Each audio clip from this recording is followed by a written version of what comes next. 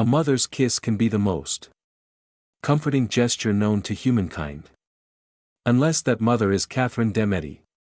Then it may carry the scent of clove oil and powdered arsenic. History remembers her in fragments, a queen consort, a grieving widow, pious Catholic, a Machiavellian schemer, but in truth, Catherine de' Medici was none of these.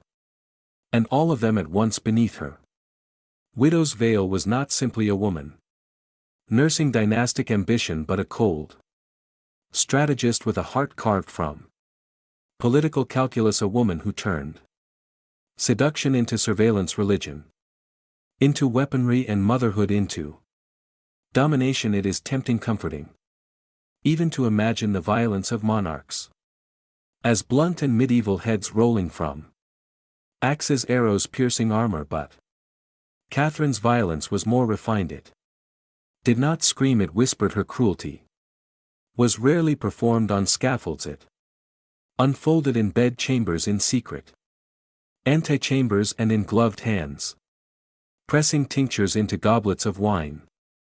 She didn't simply kill her enemies, she orchestrated their moral collapse first. She didn't behead the opposition, she made them destroy each other, while she observed quietly from behind layers of black silk and incense smoke. And yet, perhaps most horrifying of all is the possibility that Catherine did what she did not out of hatred but out of love. Love for France, love for her children.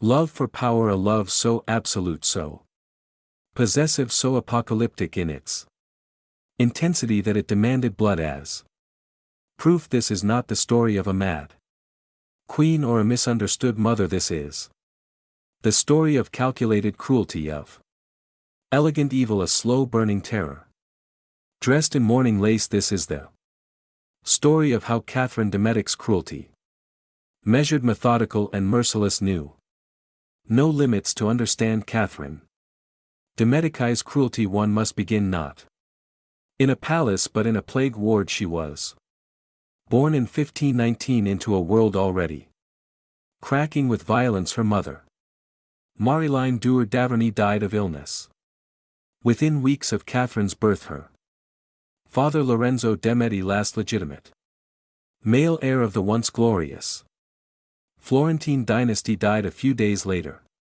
Catherine was a Medici by blood but an orphan by circumstance. Before she could even form memory, she inherited a name soaked in wealth, art, and intellect, but no hands to hold her when she cried. The Medici legacy should have protected her.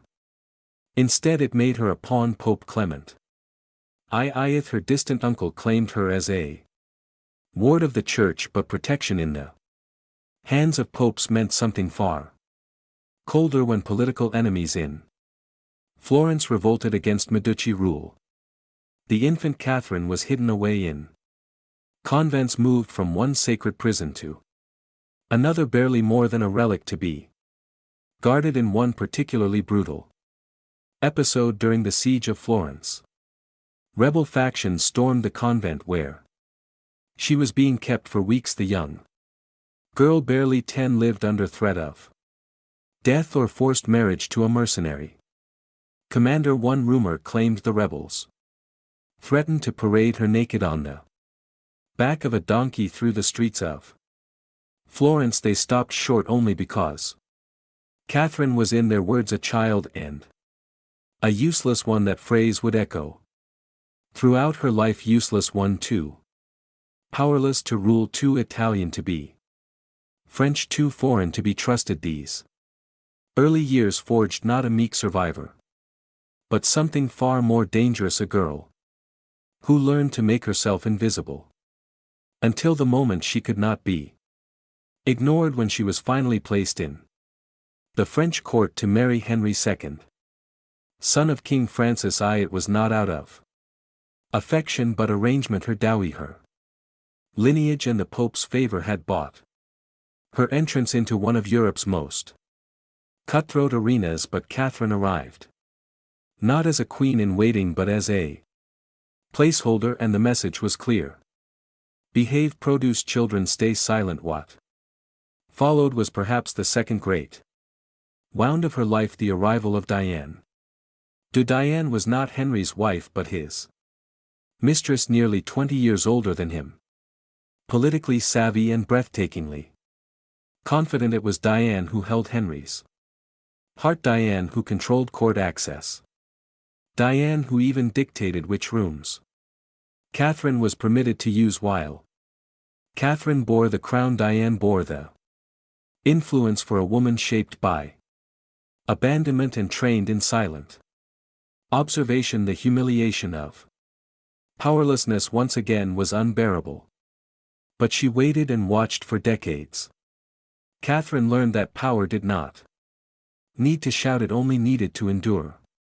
And when death finally came for her husband and the throne passed to her children, Catherine de' Medici did not grieve. She took control quietly, absolutely, and began the most terrifying chapter of her life, a mother regent ruling in blood. On July 10, 1559, King Henry II of France jousted in ceremonial armor beneath a banner of golden lions and fleur-de-lis. It was meant to be a display of royal virility, a celebration of peace after decades of war. Instead it became a death sentence, a lance splintered in the king's eye. Not even the finest surgeons in Europe could repair what fate had already decided. 10 days later he died, screaming and delirious, and with him the brief illusion that Catherine de' Medici was a queen only in name. She had been silent too long now. She spoke, and when she did, even hardened courtiers learned to listen. Catherine emerged from the shadows not as a grieving widow but as a force of unnerving composure. Her husband's mistress, Diane Deuil, was exiled from court within days. Catherine seized control of the royal jewels, reoccupied the most powerful chambers of the Louvre, and appointed loyalists to critical positions before Henry's corpse was even cold. Where others wept she calculated. But what made her ascension so disturbing wasn't just the speed, it was the precision. The throne passed not to her but to her 15-year-old son Francis, too, a sickly malleable boy with a crown too heavy for his skull. Technically, Catherine was not queen regent, but in every meaningful sense she now ruled France, and she ruled it as a mother whose protection was indistinguishable from control. Francis was married to Mary, Queen of Scots, a powerful Catholic ally. And so Catherine was immediately encircled by her son's illness, by Mary's political ambition, and by the scheming Guy's family, who sought to make the young king their puppet rather than resist this power structure outright. Catherine did something far more dangerous. She studied it, then slowly dismantled it from within. She began by removing those closest to her son, not through open force that would have exposed her. Instead she isolated him subtly, silently. Letters misplaced, advisors transferred information, rerouted. The Guy's brothers soon found themselves sidelined, not by confrontation but by confusion. They weren't expelled, they were replaced before they realized they'd lost control. When Francis too died just a year into his reign, some whispered it was natural. Others whispered more darkly. Catherine found herself once again near the center of a crisis. Now her 10-year-old son, Charles I IX, would become king, and with him Catherine would officially step into the role she had always rehearsed in silence, Queen Regent of France. To the outside world she was a grieving mother, thrust into political chaos, but those who looked closer saw something else. The court, once ruled by male factions of nobility and lineage, was now structured around a woman in black, a woman who had survived abandonment, humiliation, and betrayal, and who had learned better than anyone how to rule without ever being Seen doing it, Catherine wasn't just seizing power, she was redefining it, and the cost of that redefinition would soon be paid in blood. Rivers of it. On August 18th, 1572, Paris glowed with banners, silk and bells. A royal wedding was to be held, one meant to unite a fractured nation.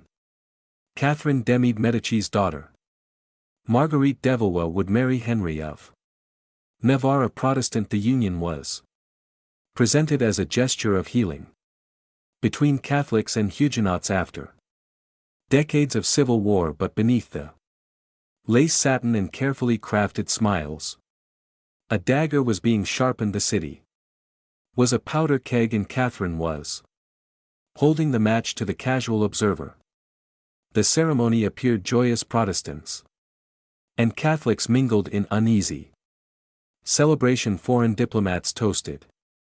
Dancers spun in the Louvre's golden halls.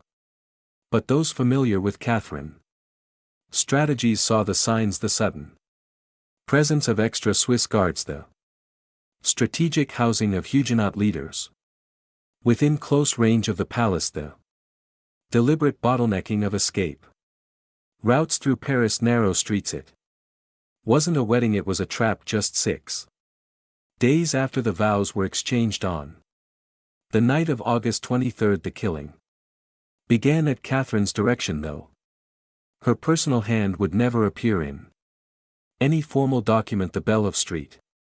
Germain l'Auxerrois rang out across the city at midnight. It was not a call to prayer, it was a signal. The first blade struck. Admiral Gaspard Deligny, one of the highest-ranking Protestant leaders and a guest of the crown. He had survived an earlier assassination attempt days prior, a failed gunshot, but Catherine had made sure he remained in his rooms injured, confined, when the assassins entered.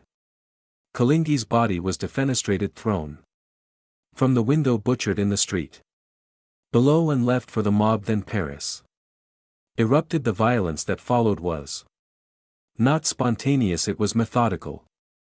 Protestant nobles, generals and clergy had all been invited to the city for the wedding. Now they were executed with chilling efficiency. Soldiers kicked down doors, stabbed men in their beds, slit the throats of women and children in the same bodies bobbed like driftwood in alleyways. The cobblestones turned black with blood and bone. The massacre didn't last a day, it lasted a week, and Catherine, she remained composed when word reached her that the streets were clogged with corpses. She allegedly replied, better that than rebellion. She understood something the rest of Europe struggled to grasp. Violence wasn't just suppression, it was communication. The slaughter was a message not just to Protestants but to anyone who believed that royal tolerance would ever outweigh royal control. Historians would later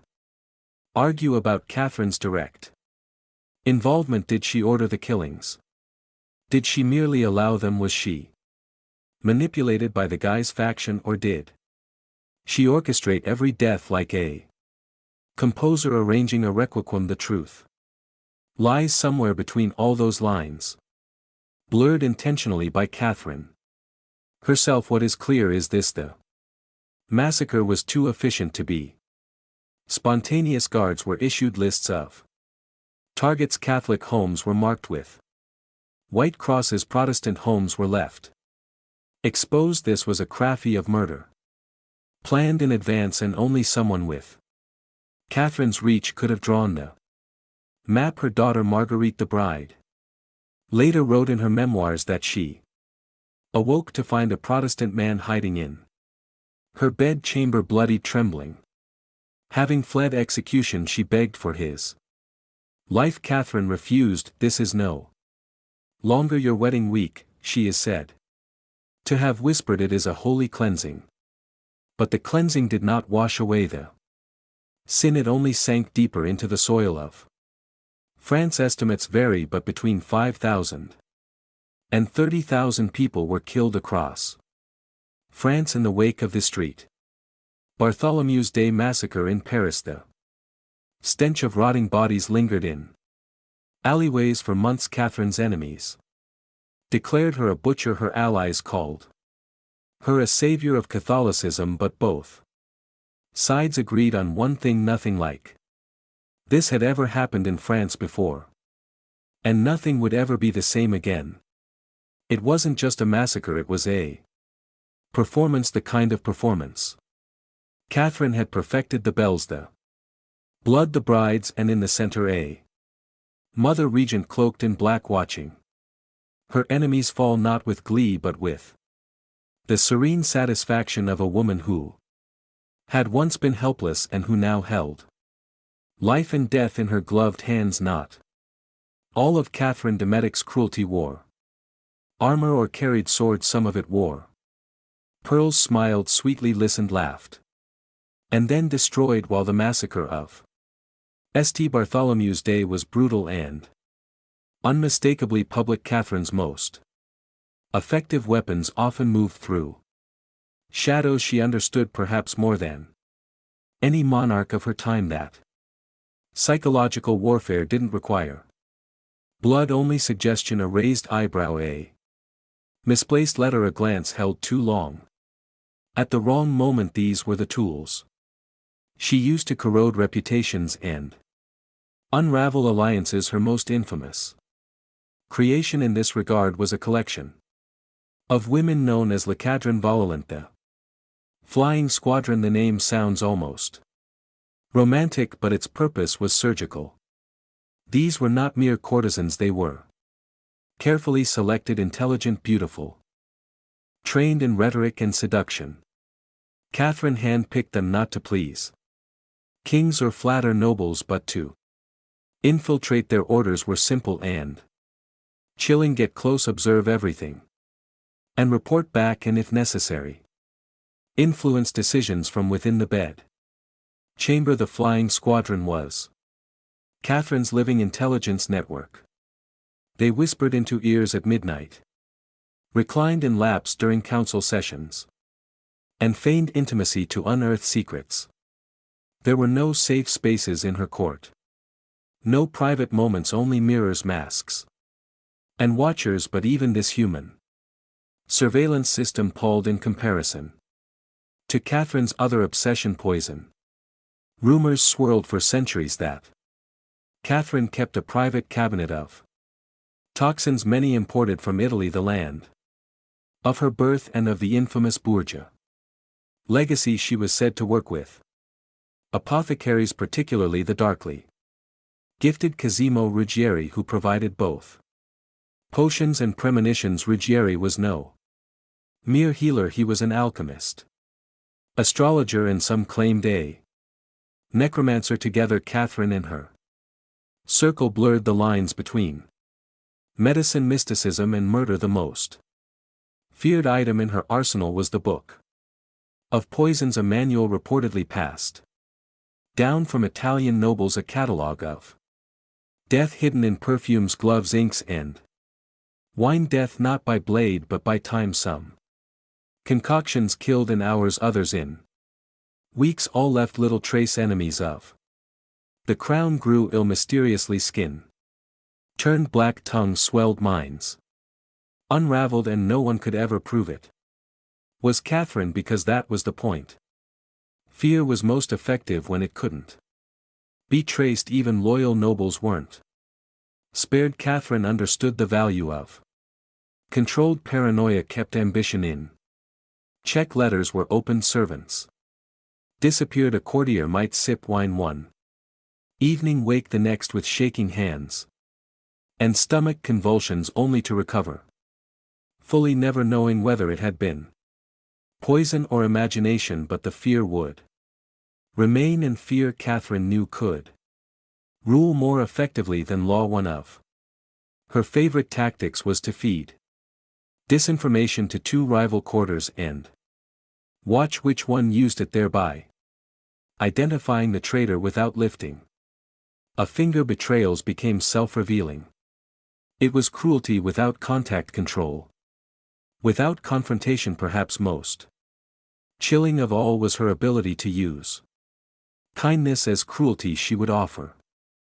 Forgiveness where it wasn't deserved. Favor to those who had wronged her gifts. To those she planned to ruin her mercy. Was a mask one never knew whether they were being embraced or poisoned. Even her own children were not exempt. Her son Charles I, ninth, haunted by the guilt of St. Bartholomew's massacre, began wasting away soon after. He suffered fits of rage, hallucinations. Vomiting. Physicians described his condition as melancholia that bleeds. Modern scholars suggest he may have had tuberculosis or even undiagnosed schizophrenia, but some believe his decline was accelerated by slow poison. Catherine, always at his bedside, played the grieving mother, even as rumors whispered that she was shortening his suffering or silencing his secrets. And when he died, Henry III rose, another son, another puppet. Catherine's court had become a stage of constant performance where no one, not a friend, not a brother, not even a child, was safe from the Queen's invisible hand. Where smiling lips could hide deadly intentions, where a single misplaced word could end a life, and where the true horror wasn't in what was seen but in what could never be proven. A mother's love is supposed to protect, to nurture, to preserve, but in the court of Catherine de' Medici, love was a knife not wielded in fury but in strategy. For her, motherhood was not sacred, it was political, and no one suffered under that banner more than her own children. She had 10 of them, only 3 sons would live to rule, none would survive her in spirit. Her first ruling son, Francis II, was too weak to resist her, too frail to govern. He died before she could fully shape him. But Charles I, ninth, I became her first complete creation and her first true casualty. Charles was crowned at the age of 10. From the beginning he was hemmed in by his mother's control, every advisor appointed by her, every decision filtered through her whispered counsel. To the public she was a mother regent, in reality she was a puppeteer whose strings were invisible but unbreakable. Charles's personality, once vivacious and curious, soon dissolved under the weight of Catherine's manipulation. She encouraged him to write poetry and hunt distractions from governance. She fed him conflicting information, isolating him from his nobles, ensuring his only loyalty was to her. And when it came time to order the St. Bartholomew's Day massacre, she didn't command him, she guided him, letting him believe the decision was his while ensuring he had no alternatives. The massacre destroyed Charles more than any enemy ever could. Witnesses described him in the weeks that followed as pale, sweating, sickened by the screams he claimed to still hear.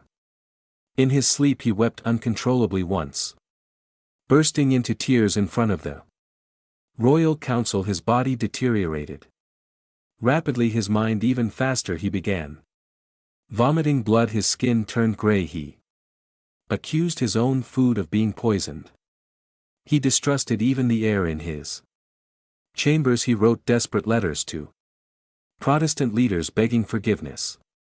Letters Catherine intercepted and destroyed. Some historians believe his decline was simply tuberculosis. Others suspect that Catherine herself administered slow poison, not out of hatred but mercy, or more disturbingly to prevent him from undoing what she had so carefully constructed. Whether or not she killed him physically, she certainly killed him psychologically. He died at the age of 23, whispering, "I am lost, I am damned," into the darkness. Then came Henry III, Catherine's favorite, her last hope, the son she dressed in silk and molded with iron. Well, he was clever, elegant, and utterly dominated by her presence, but her influence came at a cost. Henry's rule was marked by chaos, not because of incompetence but because He had never learned to think without